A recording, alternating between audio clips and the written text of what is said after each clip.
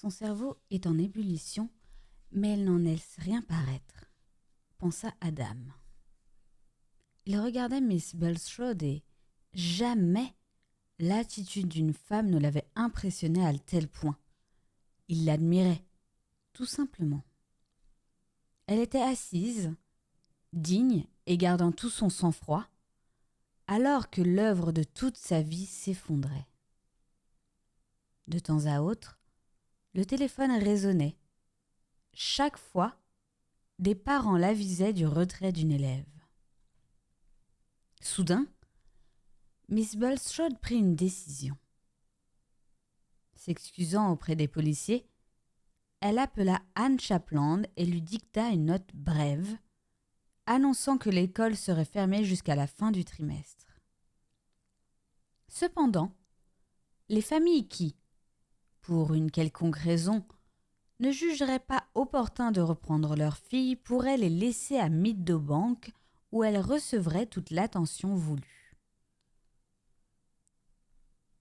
Téléphonez immédiatement à toutes les intéressées, dit ensuite la directrice à sa secrétaire.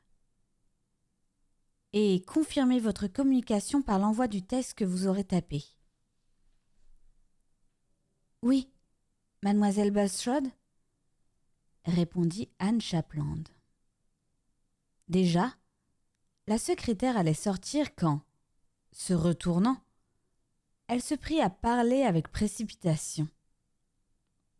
Veuillez m'excuser, mademoiselle Bulstrode, mais votre décision n'est-elle pas prématurée ? Je veux dire qu'après le premier choc, les gens auront le temps de penser et peut-être laisseront-ils vos élèves. Le regard de la directrice s'attarda sur Anne. Vous croyez, dit-elle enfin, que j'accepte trop facilement ma défaite ? Je sais que vous me jugez indiscrète, mais c'est exact. Vous avez du cran, et je suis heureuse de le constater. Mais vous vous trompez. Je n'accepte pas la défaite. J'agis selon mes connaissances de la nature humaine. Que j'oblige les gens à venir chercher leur progéniture, et ils ne le désireront pas, du moins, pas autant. Beaucoup trouveront même des raisons pour la laisser ici. Ou, au pire, ils la ramèneront au prochain trimestre, s'il y en a un. Elle fronça les sourcils avant de s'adresser à Kelsey. Cela dépend de vous. Faites la lumière sur ces crimes. Saisissez-vous du responsable et tout reviendra dans l'ordre. L'inspecteur hésita. Nous ferons de notre mieux, finit-il par répondre. Après le départ d'Anne Shapland, Miss Bulstrode reprit la parole. Intelligente, cette fille, et loyale. Mais cette remarque n'était qu'une diversion toute provisoire. La directrice se fit plus pressante. N'avez-vous vraiment aucune idée, aucun soupçon ? Pourtant, vous le devriez, à ce stade. Et cet enlèvement qui couronne le tout. J'ai une part de responsabilité, car Sheila avait fait allusion à des personnes qui voulaient la kidnapper. Dieu me pardonne, je croyais qu'elle voulait se rendre intéressante et... Maintenant... Une courte pause, et elle ajouta, d'un ton acerbe. En somme, pas la moindre indice ? Pas encore. Mais il convient de ne pas désespérer. L'affaire a été confiée aux services spéciaux, et 24 ou 30 heures au plus leur suffiront pour retrouver Sheila. Nous avons l'avantage de vivre dans une île. Tous les ports, les aérodromes sont en état d'alerte et, dans tous les comtés, la police est sur pied. Certes, il est relativement facile d'enlever une personne, mais le problème est de la cacher. Espérons que vous la retrouverez saine et sauve. Il semble que nous ayons affaire à des gens qui ne sont pas très scrupuleux quand il s'agit d'une vie humaine. Adam intervint. S'ils avaient eu l'intention de supprimer Sheila, pourquoi l'enlever? La tuer ici même eût été facile. Remarque malheureuse. Nous en avons eu la preuve avec d'autres, répliqua sèchement Miss Bulstrode. De nouveau, le téléphone retentit. Elle prit l'écouteur. Pour vous, inspecteur. Adam et Miss Bulstrode ne quittaient pas Kelsey des yeux. Il grommela, prit une note ou deux, puis, répondant à son interlocuteur, dit « Je vois. Domaine d'Alterton, dans le Wiltshire. Oui, chef. Je continue ici. » Comme perdu dans ses pensées, il déposa lentement l'écouteur, puis interpella Adam. « L'émir a reçu un message, ce matin même. » Tapé avec une machine à écrire portative.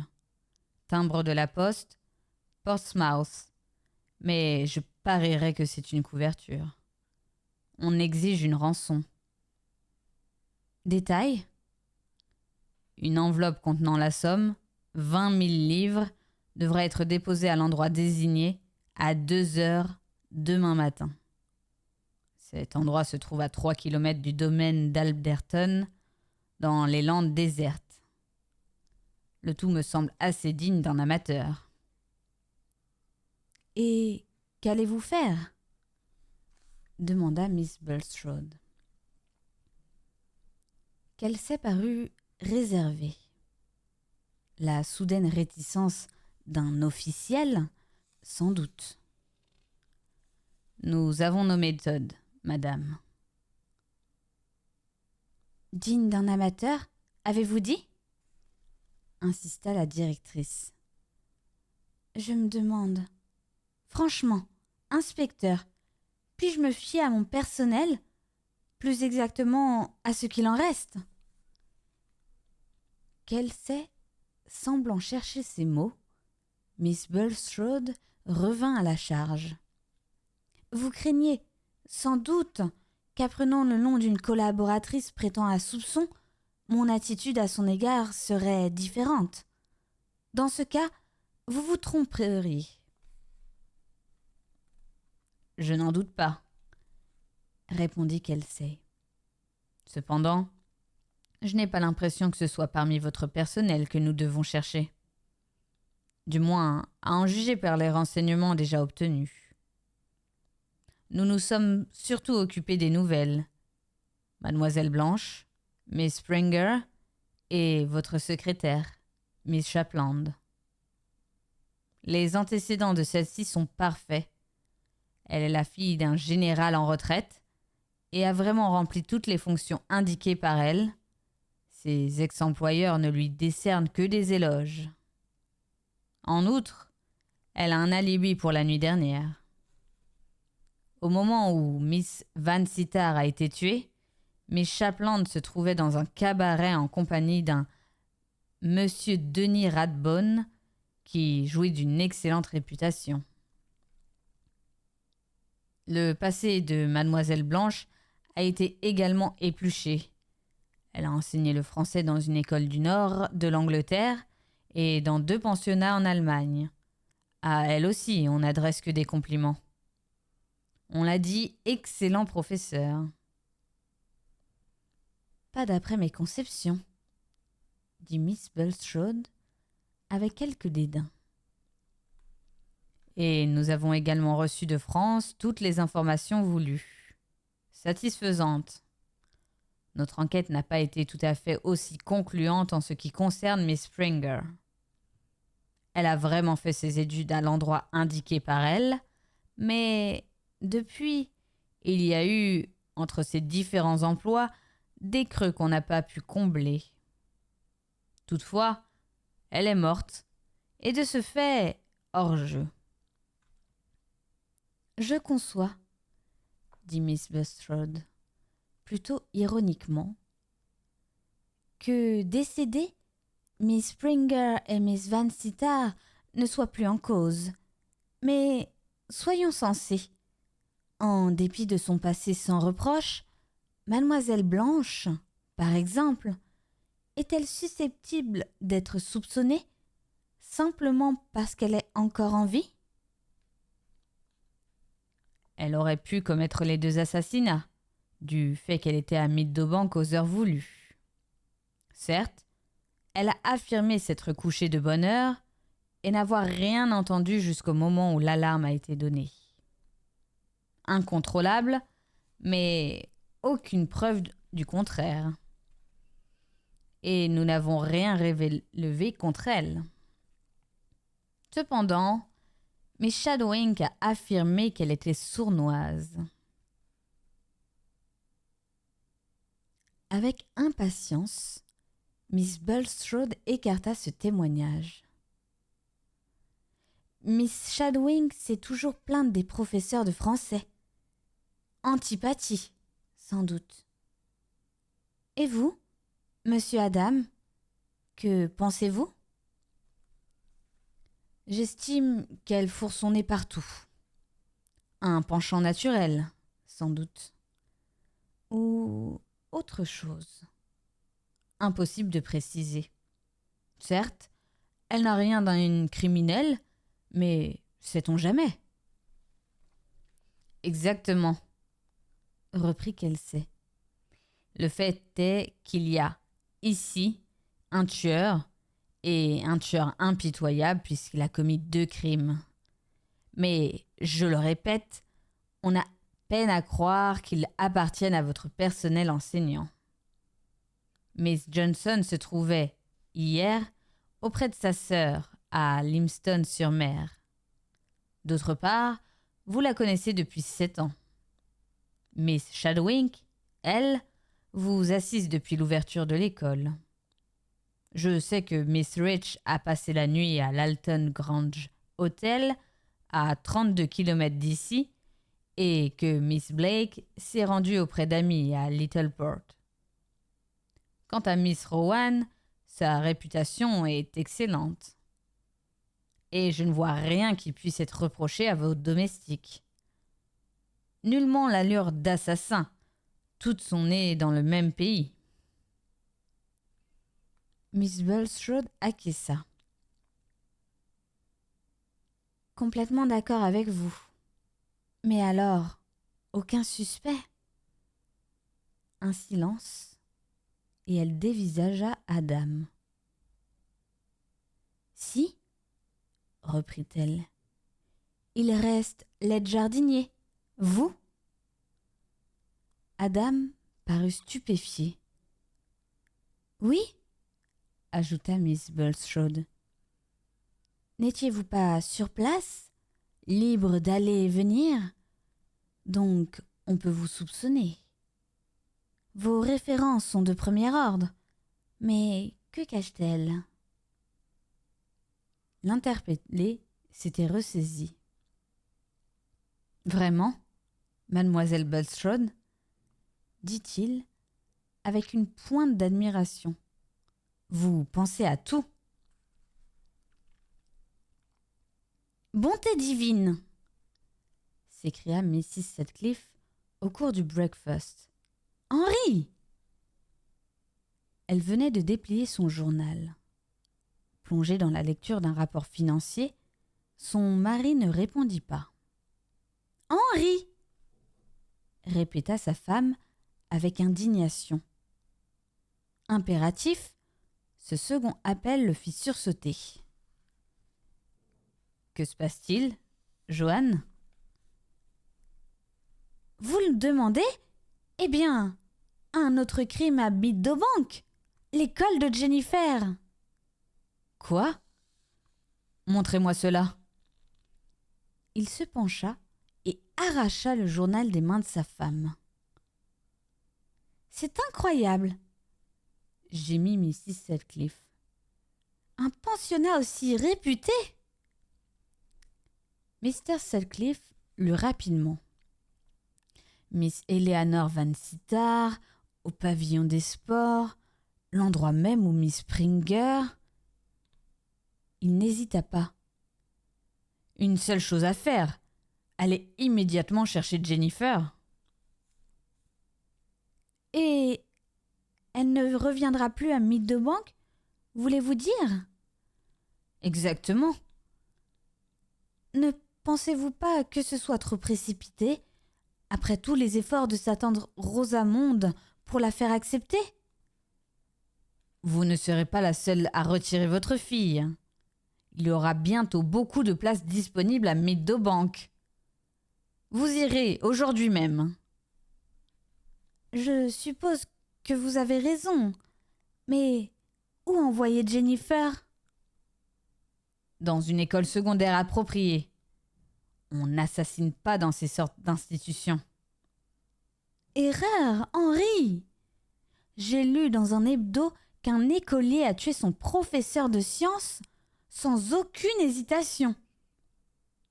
Je me demande où va l'Angleterre. Rugit Mr. Selcliffe. Il jeta sa serviette sur la table et sortit en hâte. Adam était seul dans le pavillon des sports. Ses doigts agiles fouillaient dans tous les coins des casiers des élèves. Guère probable qu'il pût trouver quoi que ce soit après les perquisitions de la police, mais c'était un risque à courir. Kelsen n'avait-il pas dit que chaque service avait sa propre technique? Quel lien pouvait-il y avoir entre ce bâtiment neuf et presque luxueux et des morts violentes? L'idée d'un lieu de rendez-vous était à exclure, du moins pour le deuxième crime. Personne ne se complaît à choisir l'endroit où un premier assassinat a été découvert. En conséquence, il fallait en revenir à la version selon laquelle il s'y trouvait quelque chose dont on voulait s'emparer. Des bijoux cachés? Peu probable. Aucun tiroir truqué, aucune trappe, et le contenu des casiers était tellement anodin. Des secrets, certes, mais des secrets d'écolières, photos d'acteurs en vogue, paquets de cigarettes, romans défendus. Adam s'attarda devant le casier de Sheila. C'est en se penchant sur celui-ci que Miss Van Sittard avait été tuée, semblait-il. Que s'était-elle attendue à y trouver? Et avait-elle réussi? Son agresseur avait-il retiré l'objet convoité de l'une de ses mains avant de s'enfuir juste à temps pour ne pas être surpris par Miss Chadwick? Dans ce cas, inutile de chercher. Un bruit de pas, au dehors, l'arracha à ses pensées. Il allumait posément une cigarette au milieu du vestiaire quand Julia Upjohn fit son apparition. Elle semblait hésitante. « Désirez-vous quelque chose ?» s'enquit Adam. « Je me demandais si je pouvais prendre ma raquette de tennis, » répondit-elle. « Je ne vois pas ce qui vous en empêcherait. Le policeman de garde vient de me quitter, » mentit-il effrontément.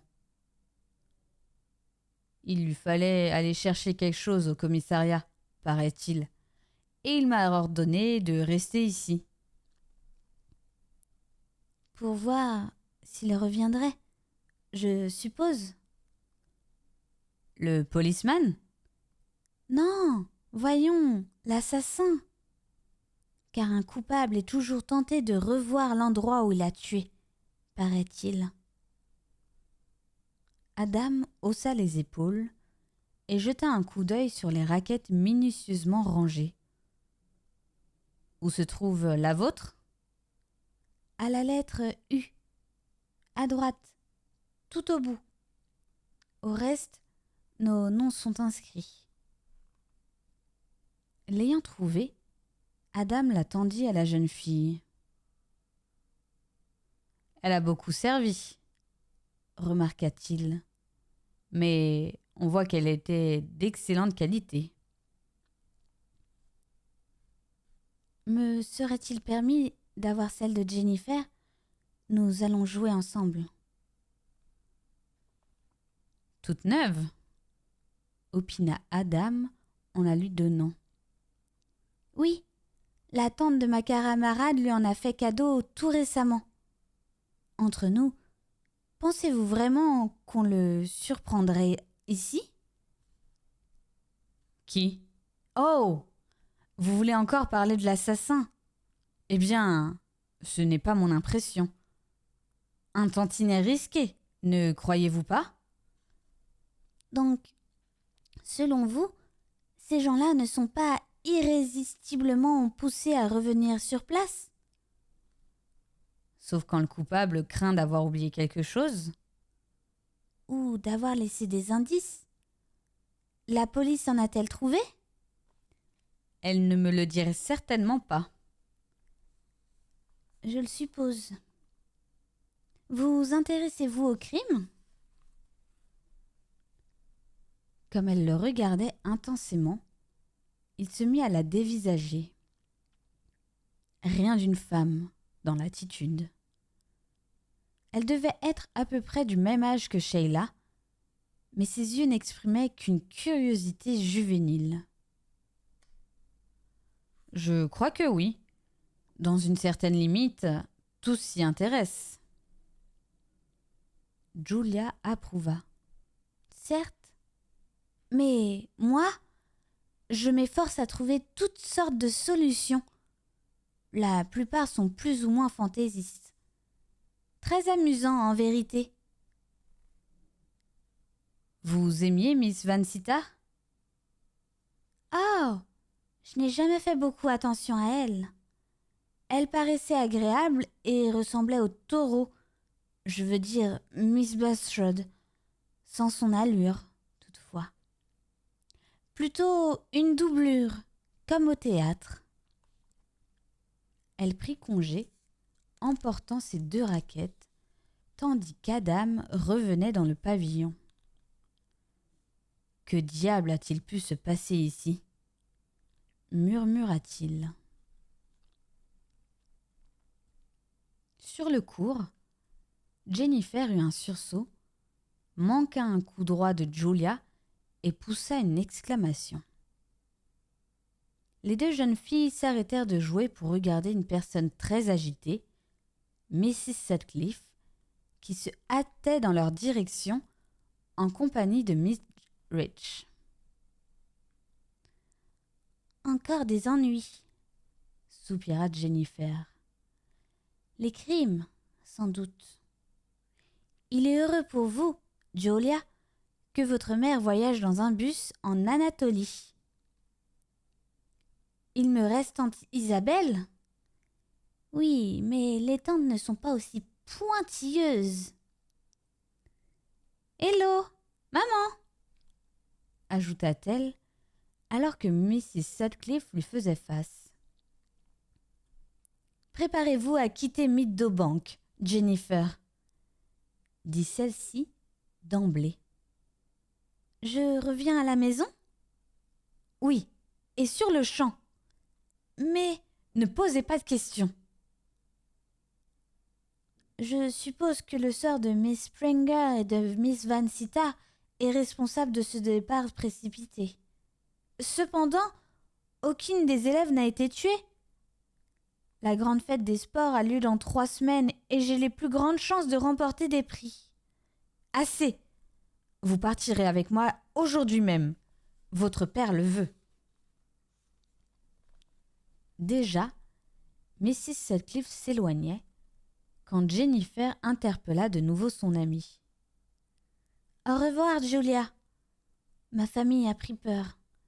Inouï, comme les parents peuvent être parfois contrariants. Mais je vous écrirai. Moi également, pour vous tenir au courant de l'enquête. J'espère que Shadi ne sera pas la prochaine victime. S'il en faut une troisième, j'aime mieux que ce soit Mademoiselle Blanche. Moi aussi. On peut facilement se passer d'elle. À propos, avez-vous remarqué l'attitude de Miss Rich? Elle n'a pas prononcé un mot et doit être furieuse de mon départ. Peut-être va-t-elle essayer de faire changer d'avis votre mère. Elle est très énergique. Aucune ressemblance avec ses collègues. Elle me fait penser à une autre femme, mais celle-ci était très grosse. Une voix impérative s'éleva à distance. « Jennifer !»« Je viens !» répondit la jeune fille. « Dépêchez-vous !» s'écria Mrs. Sutcliffe. « Insupportable !» dit Jennifer à Julia. « Quelle chance vous avez que ma mère soit en voyage, vous l'avez déjà dit. Mais le fait est que, pour le moment, je préférais la savoir plus près de moi. « Jennifer !» L'appel était encore plus impératif. Jennifer obéit. Laissée seule, Julia prit lentement le chemin du pavillon des sports. Elle marchait de moins en moins vite et, finalement, s'arrêta complètement, comme perdue dans ses pensées. La cloche annonçait le déjeuner, mais elle l'entendit à peine, occupée qu'elle était à examiner la raquette qu'elle tenait toujours à la main. Puis, elle fit encore 2 pas vers le pavillon, avant de se retourner et de prendre rapidement la direction de l'école même. Elle entra par la porte principale, interdite aux élèves, et évita ainsi de rencontrer l'une de ses camarades. Personne dans le vestibule. Elle escalada l'escalier conduisant à sa petite chambre, jeta un regard à droite et à gauche, puis, rentrée dans la pièce, elle cacha la raquette sous son matelas.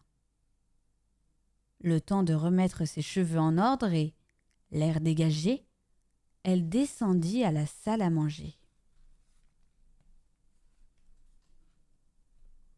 Cette nuit-là, les élèves allèrent se coucher avec plus de calme qu'à l'accoutumée. Ne fût-ce que parce qu'un grand nombre d'entre elles avaient été retirées de l'école. Celles qui restaient réagissaient selon leur état d'esprit respectif. Quelques agitations ou des petits rires purement nerveux. Certaines demeuraient silencieuses, plongées dans leurs pensées. Julia Upjohn fut l'une des premières à monter l'escalier. Elle rentra immédiatement dans sa chambre et ferma la porte. Derrière celle-ci, elle écouta, pendant un moment, les murmures et les bonnes nuits échangées par ses camarades. Puis, le silence vint, pas tout à fait encore. Cependant, quelques allées et venues dans les salles de bain. Aucune clé à la porte. Aussi, procédé classique, Julia poussa-t-elle une chaise de façon à l'encastrer dans la poignée, dispositif qui l'alerterait si quelqu'un voulait entrer. Guère probable, car il était strictement défendu aux pensionnaires de se rendre des visites nocturnes. Seule, la surveillante générale, Miss Johnson, avait cette latitude. Rassurée, Julia se dirigea vers son lit et, soulevant le matelas, se saisit de la raquette. Elle avait décidé de faire sa propre enquête, et sans tarder. La lumière filtrait sous la porte et, après 22 heures, tout devait être éteint. Sourcils froncés, Julia contemplait la raquette. Comment aurait-on pu y cacher quoi que ce soit ? Se demandait-elle. Cependant, tout portait à croire que quelque chose d'insolite devait s'y trouver. La jeune fille pensait au cambriolage chez les parents de Jennifer et à l'histoire racontée par cette femme qui avait rapporté le prétendu cadeau d'une tante. Seule, une étourdie comme Jennifer était capable de n'attacher aucune importance à ce bobard. L'échange fait par les deux amis, avant l'arrivée de la messagère, avait été tenu secret, semblait-il. Si Jennifer s'était montrée discrète à cet égard, nul doute que son ancienne raquette fut l'objet même que tout se semblait rechercher dans le pavillon. Julia continuait à la manipuler. Elle semblait de bonne qualité, quelque peu usagée, certes, mais parfaitement utilisable. Toutefois, Jennifer s'était plainte de son instabilité. Le seul endroit où il eût été possible de dissimuler un objet était la poignée, à condition de l'évider en partie. Supposition un peu tirée par les cheveux, admit Julia, mais qui pouvait se défendre. Et si la dite poignée avait été tripatouillée, voilà qui expliquerait le manque d'équilibre auquel Jennifer avait fait allusion. Naturellement, une gaine de cuir entourait la poignée, collée à celle-ci. Donc, on pouvait l'enlever. Julia s'y employa. Se servant d'un canif, elle mit le bois à jour et vit, à la surface, un cercle avec une minuscule échancrure. Curieux ?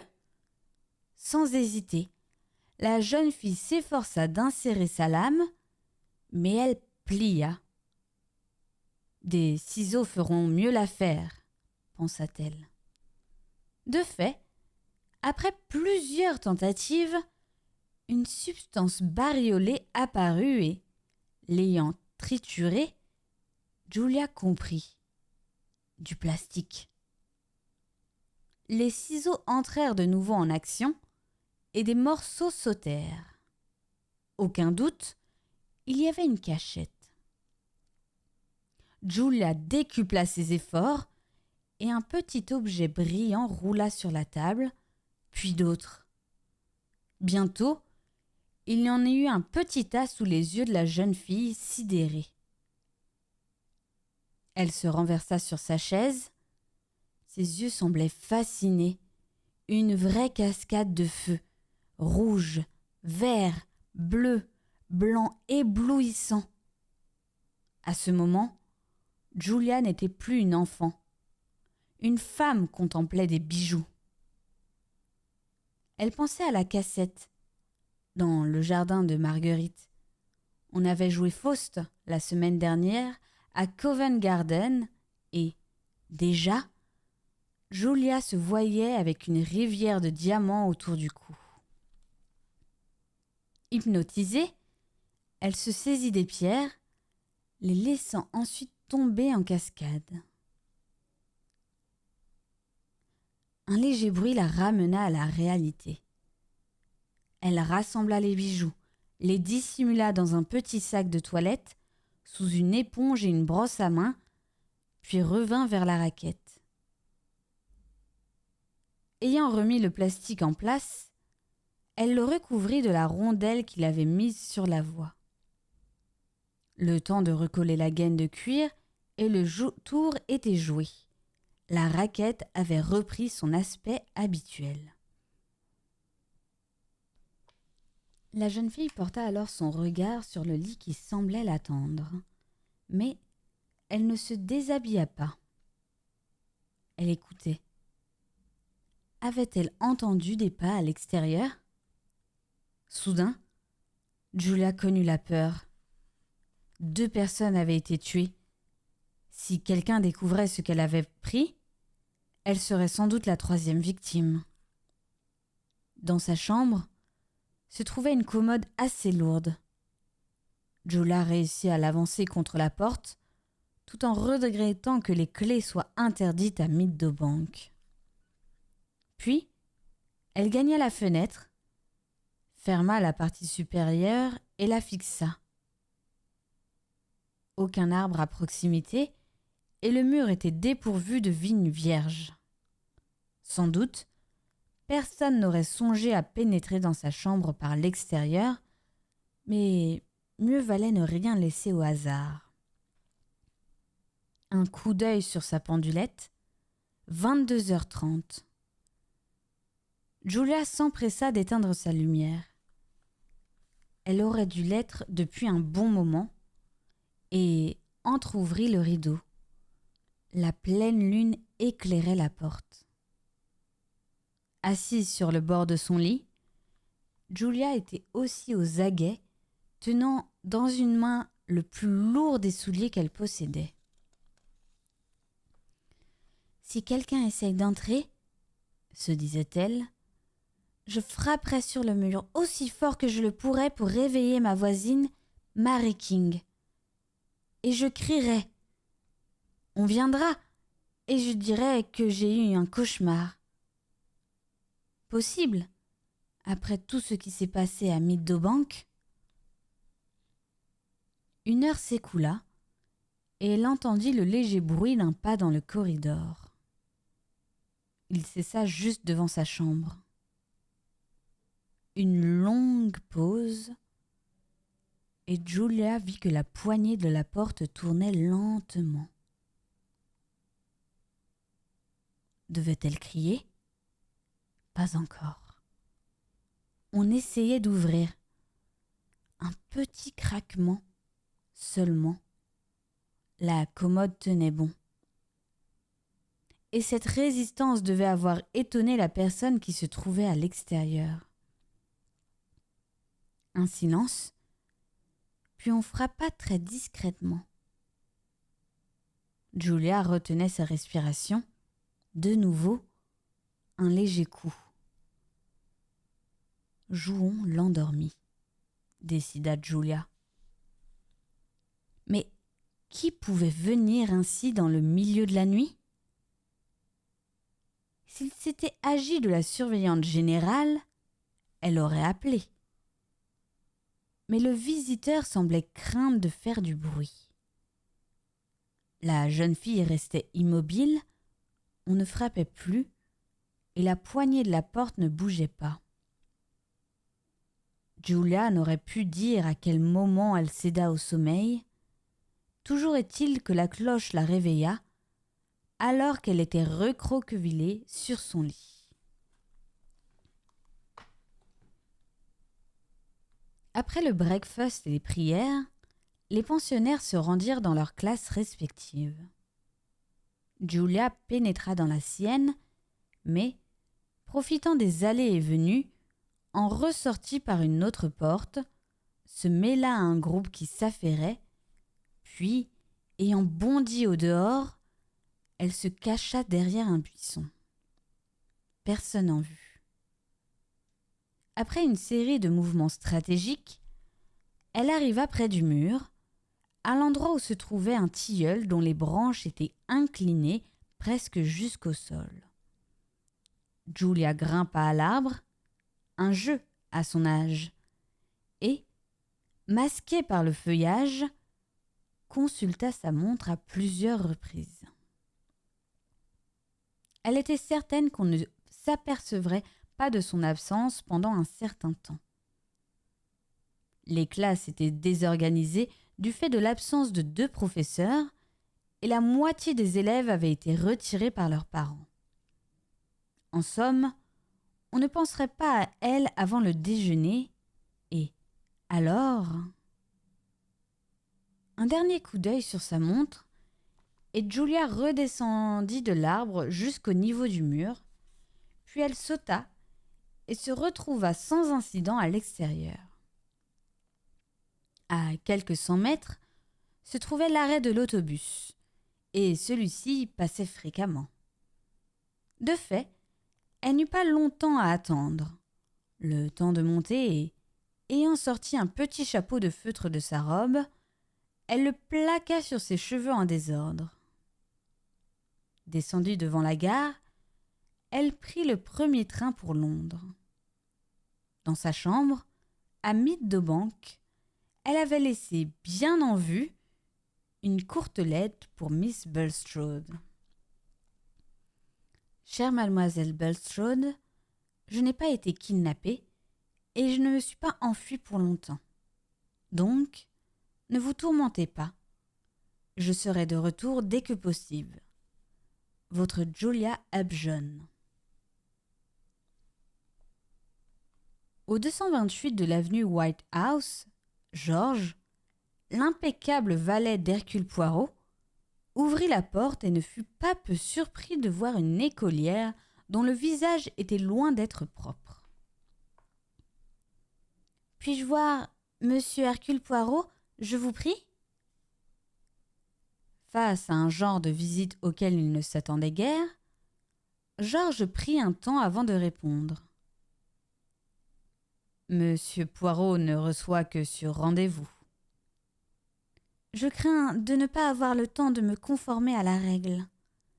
Il faut vraiment que je lui parle sur le champ, d'assassinat, de vol et d'autres choses encore.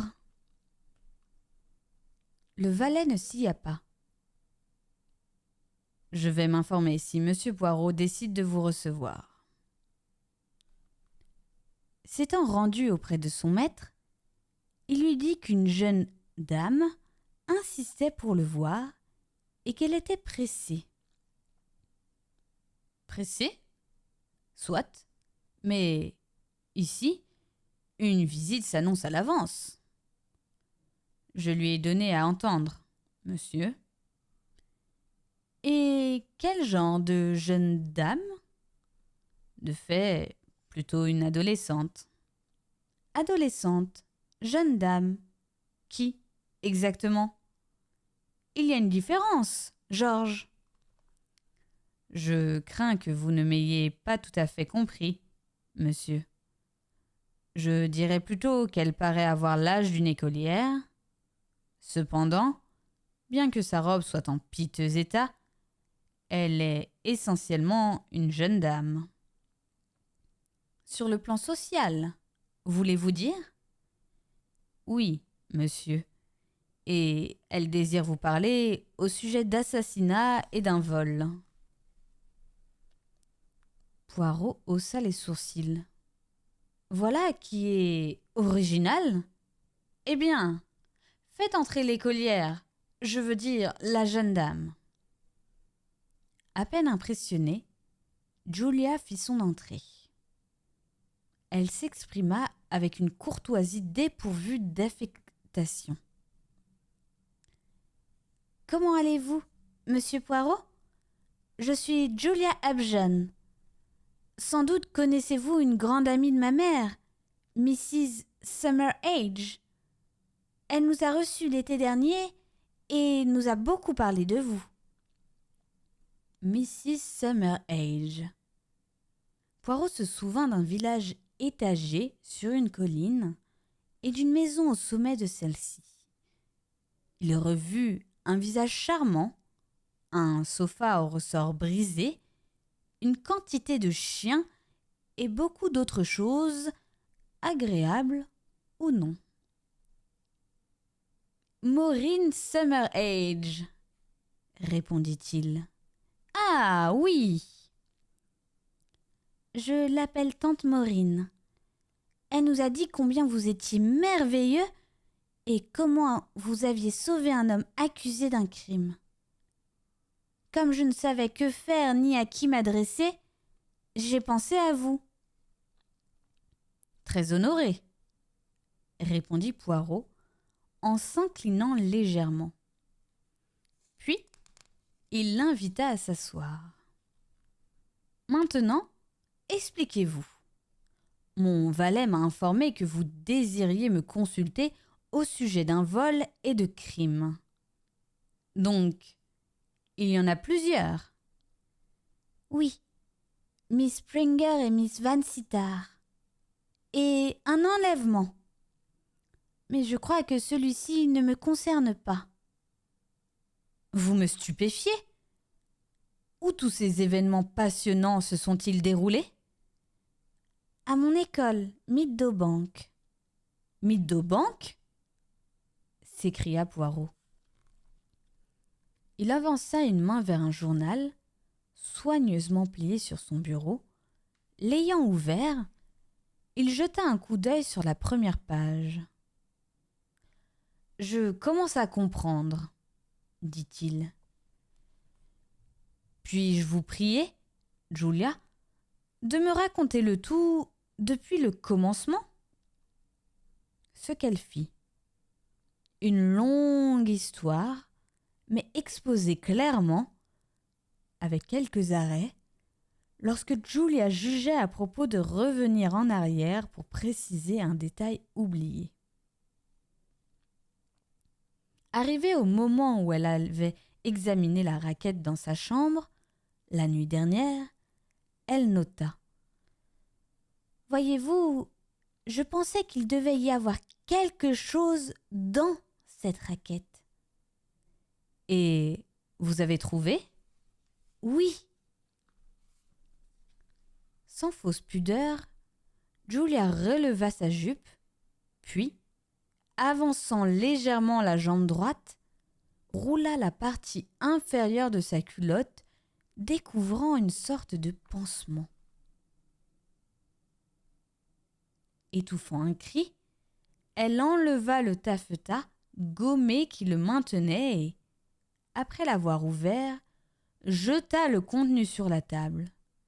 Une avalanche de pierres précieuses. « Nom d'un chien !» s'exclama Poirot, yeux grands ouverts. Il les prit dans ses mains et les fit aller et venir entre ses doigts. « Tonnerre! Elles ne sont pas fausses !»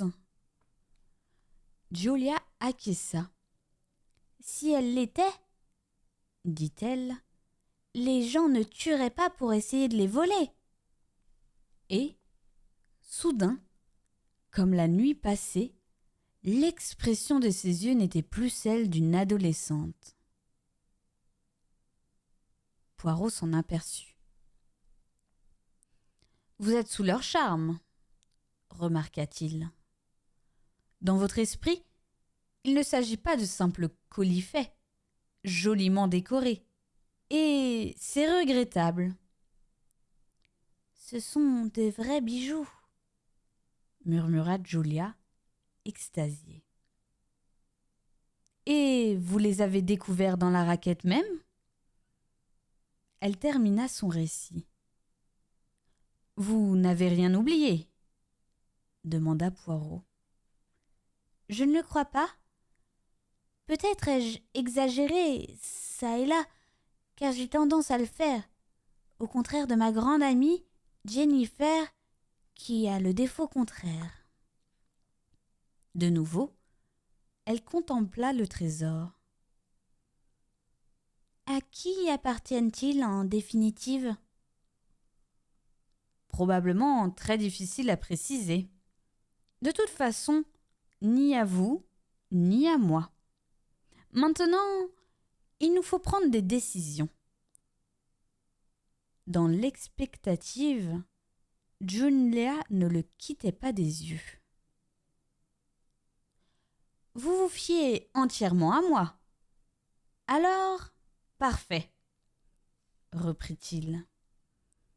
Puis, il ferma les yeux pendant quelques instants. « Il semble que, dans un pareil cas, dit-il soudain, je ne puisse, comme je le préférerais peut-être, rester assis dans mon fauteuil. Voyons, il faut d'abord de l'ordre, de la méthode. Or, dans cette affaire, les deux font défaut. Parce qu'il y a trop de pistes. Sont en jeu des personnes différentes et représentant des intérêts différents. Mais l'ensemble semble aboutir à Meadowbank. En conséquence, j'irai, moi aussi, à votre école. Quant à vous... Mais où se trouve votre mère ? Maman voyage dans un bus en Anatolie. Hein ? Il ne manque plus que cela. En Anatolie. Je comprends qu'elle soit une grande amie de cette très originale Mrs. Summerage. Poirot se saisit du téléphone avant d'interpeller Julia de nouveau. Vous allez rassurer votre directrice et lui annoncer mon arrivée en votre compagnie. Oh, elle est déjà renseignée. J'ai laissé une note l'avisant qu'on ne m'avait pas enlevée. Mais elle sera heureuse d'avoir une confirmation. La communication fut rapidement obtenue. « Allô ?» dit Poirot. « Mademoiselle Bulstrode, Hercule Poirot vous parle. Votre élève, Julia Upjohn, est auprès de moi. Je me propose de venir vous voir sur le champ avec elle et veuillez informer l'inspecteur chargé des affaires en cours qu'un certain paquet, petit mais précieux, a été déposé par moi dans une banque en toute sécurité. » Il coupa. Déjà, Julia réagissait. « Mais les bijoux ne sont pas dans une banque !»« Ils le seront bientôt, » répondit Poirot. « Mais à quiconque capable d'espionner à Meadowbank ou d'être informé d'une façon ou d'une autre, mieux vaut laisser croire qu'ils ne sont plus en votre possession. Retirer des bijoux d'une banque ne se fait pas en un clin d'œil. Et il me déplairait fort qu'il vous arrivât un malheur, mon enfant. Je reconnais que votre courage et vos initiatives m'ont émerveillée. » Julia semblait tout à la fois heureuse et embarrassée. Hercule Poirot s'était préparé à faire face aux préjugés insulaires d'une directrice d'école à l'égard d'un étranger d'âge, ayant des chaussures vernies, fort pointues, et de grandes moustaches. Mais il fut agréablement surpris. Miss Bulstrode le reçut avec une assurance toute cosmopolite. Elle aussi connaissait le détective de réputation et il en fut flatté. « Très aimable à vous, monsieur Poirot, de m'avoir téléphoné aussi rapidement, » dit-elle, « et d'avoir devancé mon anxiété. L'absence de Julia au déjeuner était passée inaperçue. Nombreuses sont les élèves retirés par leurs parents et il y avait tellement de places vides à table que le contrôle était impossible. Nous vivons des circonstances exceptionnelles et je ne puis vous assurer qu'habituellement, les choses ne se passent pas ainsi. Aussitôt après votre appel téléphonique, je me suis rendue dans la chambre de Julia et j'ai trouvé son message. Je voulais vous éviter de penser à un enlèvement, risqua la jeune fille. J'apprécie votre geste, mais, Julia, ne croyez-vous pas qu'il eût mieux valu me révéler vos projets ? Il était préférable de n'y faire aucune allusion.